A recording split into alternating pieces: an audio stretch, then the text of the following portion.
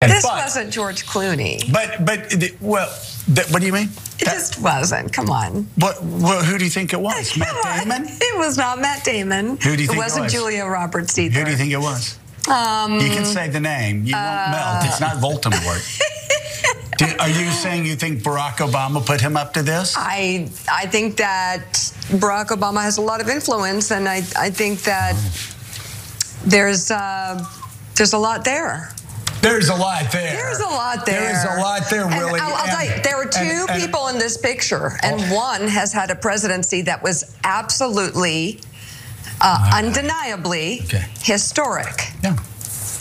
Well, I think you have two people that had extraordinarily historic in terms of legislative accomplishments. Right.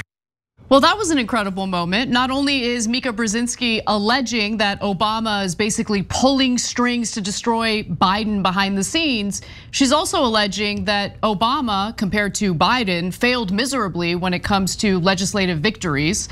But the claws are clearly out. You see it on Morning Joe every morning now, and it's out in a way that's, in my opinion, very reminiscent of like cult-like behavior you might see on the right. Yeah, I took one other huge takeaway from that. If any progressive had said what they just said about Obama, their career would be over. They'd be tarred and feathered and taken out of town immediately. She just said one of these men had a historic presidency and then had to be reminded by Joe Scarborough, maybe you shouldn't say that considering you're downplaying the historic nature of a biracial president. Yeah, the first black president, if any progressive had said, he's not historic, gone. Okay, let's say she misspoke. I think she did, right? I think she forgot that part, she corrected it, no big deal, right? But even so, a progressive would be beheaded politically and be done. But then she said he had no historic accomplishments. He did Obamacare. Like if a progressive said no accomplishments, Obamacare is no big deal, they'd be like, how dare you? You hate the Democratic Party, you love Trump, and you have transgressed against Obama, the biggest sin there is in Democratic politics. But the minute they want to protect their friend Joe Biden and protect access to their friend who's the president and who watches their show and would keep watching their show if he won re-election, all of a sudden, Obama, who cares? Obamacare, who cares? Who cares all the times we yelled at progressives? Let's just get crap all over Obama now because it suits our purposes. Oh, okay. Interesting how that developed. Thanks for watching. Our audience has helped build TYT into the media giant it is today. Together, we can accomplish anything. Support our work and join us at tyt.com/team. So the heart of this discussion has to do with the fact that George Clooney penned that op-ed in the New York Times. We covered it yesterday, and in that op-ed, he discloses that during a giant fundraiser for Joe Biden, a few weeks prior to his disastrous debate performance, everyone who held that fundraiser for him, everyone who was at that fundraiser, including Clooney himself, noticed that his physical condition and mental condition had declined significantly, and they were concerned about what that would mean for the race. But they didn't know what to do at that point. The debate was only weeks away. What are you gonna do? And so I guess a lot of Democrats, a lot of donors who were at that fundraiser kind of had their fingers crossed, hoping that everything would go well with the debate. Clearly it didn't. And so Clooney pens this op-ed. And so the idea is that Barack Obama is behind the scenes trying to destroy Joe Biden because what? He's jealous of Joe Biden? Or could it be he's genuinely concerned that Joe Biden is going to fail, that he's not gonna be able to beat Donald Trump because the big lie, the big issue that has been concealed from the American public is now out in the open, and a lot of independent voters are questioning whether they would want to vote for someone who is showing significant signs of mental decline. Now, with all of that context in mind, here's more of the conversation on Morning Joe this morning. The Biden campaign and many Democratic officials do believe that Barack Obama is quietly working behind the scenes to orchestrate this. Joe Biden is deeply resentful of his treatment under not only the Obama staff, but also the way he was pushed aside for Hillary Clinton. He's deeply resentful of those trying to shove him out of the way. He's always felt like an outsider, always felt like people have looked down upon him. So I guess now we're at a place where there's a war against the last insanely popular Democratic president, Barack Obama. Yeah, and remember, Barack Obama enormously popular, as Anna's pointing out. Did you know that after inauguration, Obama was at 82% approval rating? Which is crazy. Do you know that Joe Biden right now is at 37% approval rating? 82 versus 37. Gee, I wonder who was a more successful Democratic president. Now look, Obama went down a little bit into the 50s.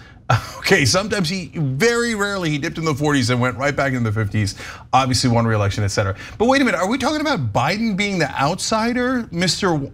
I've lived in Washington for the last 285 years. Career politician. Career politician, the senator from MBNA, which was a credit card company back in the day, versus Barack Obama, the kid who grew up in Hawaii with no connections at all. Put aside race, he didn't have any connections to anyone in power. So look, by the end, I think Barack Obama became a massive insider and is part of the is obviously a giant part of the establishment, but saying that Obama is an insider versus Joe Biden, who's an outsider, is preposterous.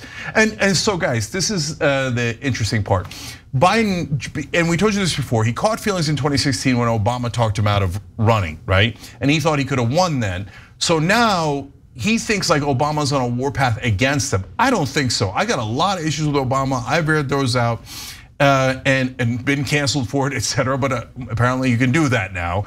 But in terms of what Obama said in 2016, he wasn't wrong. He said, hey, you might finish 5th in Iowa and then get embarrassed, etc. He did finish 5th in Iowa in 2020. He lost the first 3 races very, very badly, even in the election that he won. The only reason that Biden is president right now is because Barack Obama not only picked him as vice president. First of all, if Barack Obama doesn't pick you as vice president, I got news for you, Joe Biden. Your career was over a long time ago. He did you the biggest solid in the world. Whoever Obama picked as vice president had an excellent chance of being president. If he didn't pick you, you're nothing. You would have been a great legendary senator. I don't dispute that. Second of all, if Obama didn't gather everybody in South Carolina and tell Klobuchar and Clyburn and Buttigieg and all those guys, you're all going to rally around Biden so we could defeat Bernie Sanders, Joe Biden would not have been president at all. So he owes Obama on 2 gargantuan levels. But he's still bitter about 2016. You know why? Because Joe Biden's an egomaniac. And anyone who slightly criticizes him or says, hey, Joe, I don't know if you do well in that situation, he catches feelings forever. And he holds that grudge forever. Because he's not a statesman. He's a petty politician. That's who he is. So keep it real. Yeah. I'm just incredibly disgusted with how much these people put their own personal power above the best interests of the country. They don't care about anything other than their positions of power. That's what this is about. It's about a power struggle.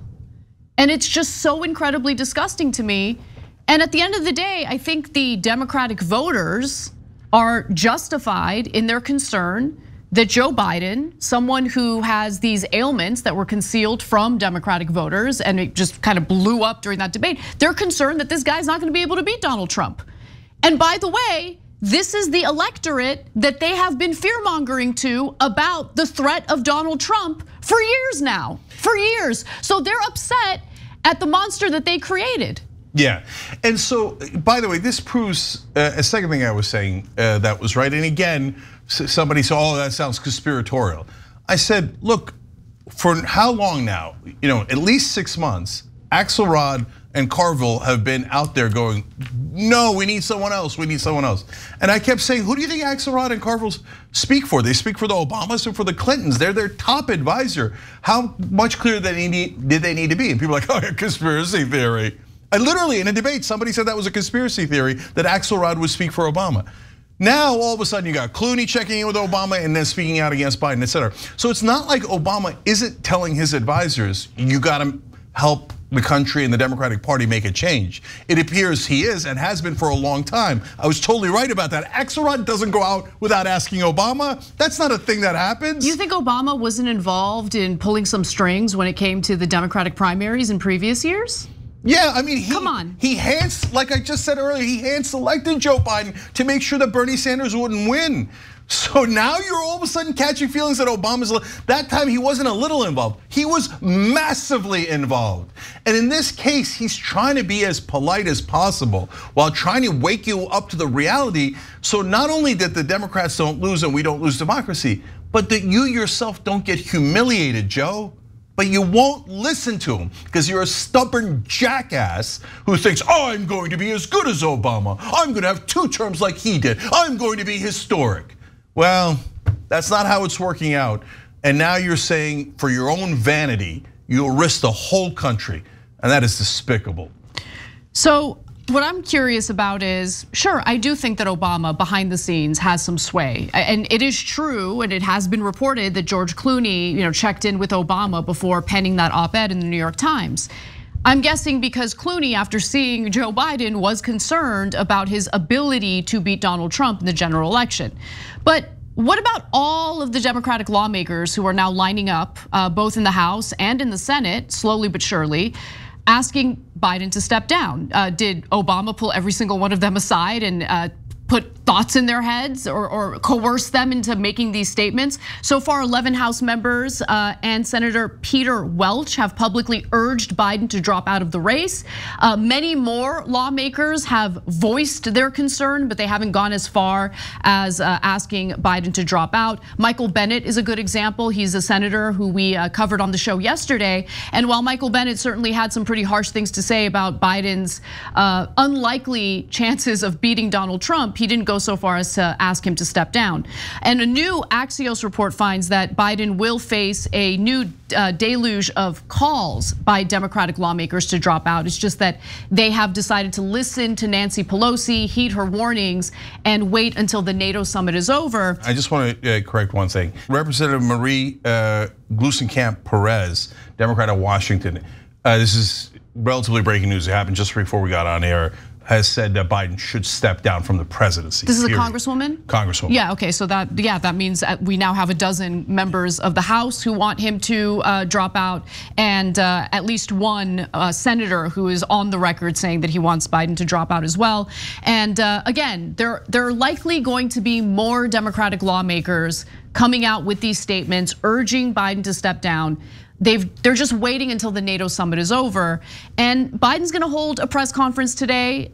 Some are hoping that the press conference will, alleviate some of the panic and the fears. Other elected lawmakers are saying the press conference or not doesn't really matter because his mental decline is going to continue to progress. Thanks for watching The Young Turks, really appreciate it. Another way to show support is through YouTube memberships.